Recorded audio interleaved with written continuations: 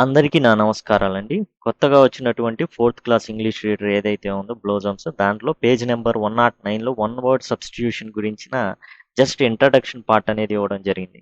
మనం ఆల్రెడీ చెప్పుకున్నాం. మనకు సిలబస్ మారినంత మాత్రాన మనకుండే సబ్జెక్ట్ ఏదైతే ఉంటుందో అది మారదు. అంటే ఎటువంటి మార్పులు, చేర్పులు ఉండవండి ఇంగ్లీష్‌కి సంబంధించి. అంటే ఇప్పుడు సపోజ్ టెక్స్ట్ బుక్స్ మారుస్తున్నారు. ఏవేవో కొత్త వస్తాయి అనుకుంటా. అంటే లెసన్స్ రావచ్చు కానీ గ్రామర్ అనేది అదే ఉంటుంది. అంతేకాదు అప్‌గ్రేడ్ చేయడం లేదా కొత్త టెక్స్ట్ బుక్స్ వస్తున్నాయంటే అప్‌గ్రేడ్ చేయడం అండి. అప్‌గ్రేడ్ చేయడం అంటే ఏం లేదండి. చాలా సింపుల్‌గా నేను 20 సంవత్సరాల నుంచి దరిదాపులు ఇంగ్లీష్ టెక్స్ట్ బుక్స్ అంటే చెప్పడం కానివ్వండి, చదవడం కానివ్వండి చేస్తున్నాను. టెక్స్ట్ బుక్‌లు మార్చినప్పుడల్లా వీళ్ళు చేసే ఏకైక పని ఏంటంటే, పై తరగతుల వాటిని కింది తరగతుల్లో ఇస్తారండి. అంతేనండి. ఇది మీకు ఈ వన్ వర్డ్ సబ్స్టిట్యూషన్ అనేది మీకు ఎక్కడ ఉంది అంటే 10థ్ క్లాస్‌లో ఉందండి ఇది. వన్ వర్డ్ సబ్స్టిట్యూషన్ అనే టాపిక్ మీకు 10థ్ క్లాస్‌లో ఫస్ట్ లెసన్‌లోనే మీకు ఇది తగులుతుందనమాట. వన్ వర్డ్ సబ్స్టిట్యూషన్ అనేది. అక్కడి నుంచి తీసుకొచ్చేసి మనకిక్కడ 4థ్ క్లాస్‌లో ఇంట్రడక్షన్ ఇచ్చారండి. అంటే అర్థం చేసుకోండి. అప్‌గ్రేడ్ చేయడం అంటే అదే. కాకపోతే 10థ్ క్లాస్‌లో మీరు చూసుకుంటే కనీసం 20 ఆ రేంజ్‌లో మీకు వన్ వర్డ్ సబ్స్టిట్యూషన్ అనేవి ఇవ్వడం జరుగుతుంది. అండ్ ఇది 4థ్ క్లాస్ లెవెల్ కాబట్టి కనీసం మూడో, నాలుగో ఆ విధంగా కొన్ని పదాలనేది ఇంట్రడక్షన్ అనేది ఇవ్వడం జరిగింది.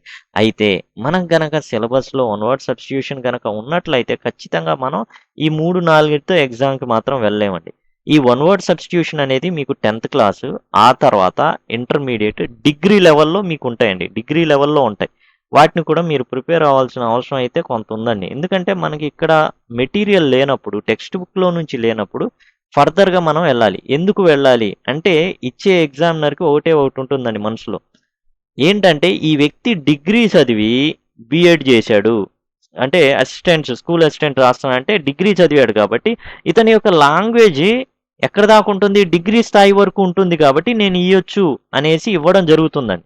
మనం అదేమంటాం అంటే ఔట్ ఆఫ్ సిలబస్ అనొచ్చు.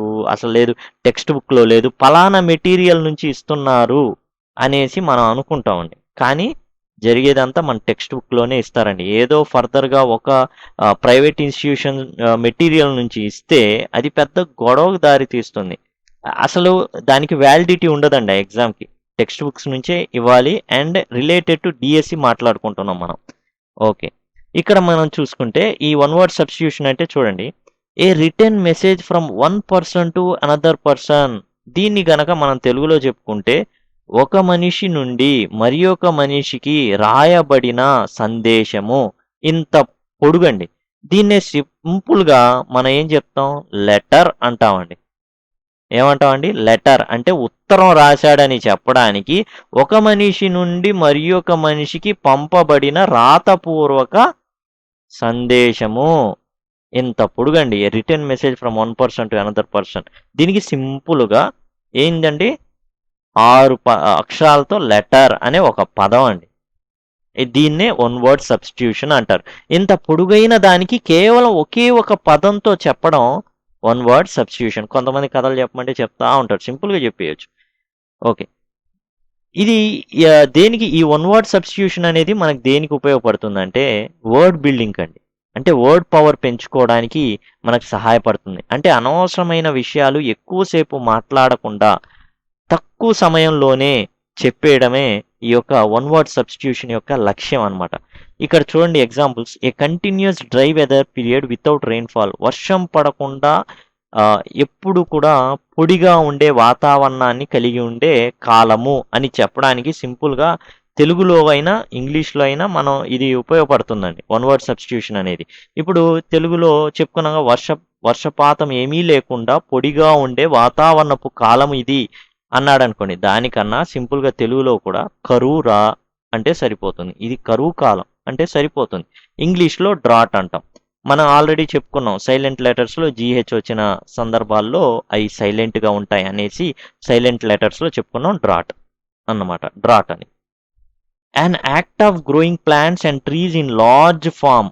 పెద్ద ఆహ్, ఏంటంటే పొలం లాంటిది లేదా పెద్ద స్థలాల్లో ఏం చేయడం? మొక్కలు మరియు వృక్షాలను పెంచడం. అంటే ఏంటది? అంటే ప్లాంటేషన్. తోటను పెంచడం అని అర్థం. నేను పెద్ద ఇది వేసాను, దాంట్లో చెట్లు అవన్నీ వేసి పెంచుతున్నాను అని చెప్పే కన్నా నేను ఒక ప్లాంటేషన్ అనేది చేస్తున్నాను, ప్లాంటేషన్ అనే పదం వాడేస్తే తోటను పెంచుతున్నాను సింపుల్గా చెప్పేస్తే సరిపోతుంది. నేను మొక్కలు వేసాను, ఇన్ని మొక్కలు వేసాను, ఇన్ని పెద్ద ఫామ్ ఒకటి తీసుకున్నాను, అందులో చెట్లు నాటాను, మొక్కలు నాటాను, ఇవన్నీ ప్లాంటేషన్ అనేది సింపుల్గా ఉంటుంది. ఇదండి వన్ వర్డ్ సబ్స్టిట్యూషన్ అనేది. దీనికి మాత్రం ఫర్దర్గా మీరు లింక్ చేసుకోవాల్సింది మాత్రం టెన్త్లో ఉన్నాయి వన్ వర్డ్ సబ్స్టిట్యూట్స్, అవి ఆల్రెడీ మన ఛానల్లో ఉన్నాయి. మీకు కావాలంటే వన్ వర్డ్ అని కొట్టేసి పీసీవీ ఇంగ్లీష్ వన్ వర్డ్ అని కూడా యూట్యూబ్లో సెర్చ్ చేసేస్తే మీకు వన్ వర్డ్ సబ్స్టిట్యూషన్స్ అనేవి వస్తాయి. అండ్ డిగ్రీలో కూడా ఉన్నాయండి, దరిదాపులో ఒక 60 వన్ వర్డ్ సబ్స్టిట్యూషన్స్ చేయడం జరిగింది డిగ్రీకి సంబంధించి. అవి కూడా ఒకసారి వినండి, 5 నిమిషాలు, మీకే అర్థమైపోతుంది. కాబట్టి 10th ముఖ్యం అండి, 10th వెరీ ఇంపార్టెంట్. అక్కడ ఒక 10-15 ఉంటాయి one word substitution 10th follow అవ్వాలి, అండ్ డిగ్రీలో కూడా కంపల్సరీ ఫాలో అవ్వాలి.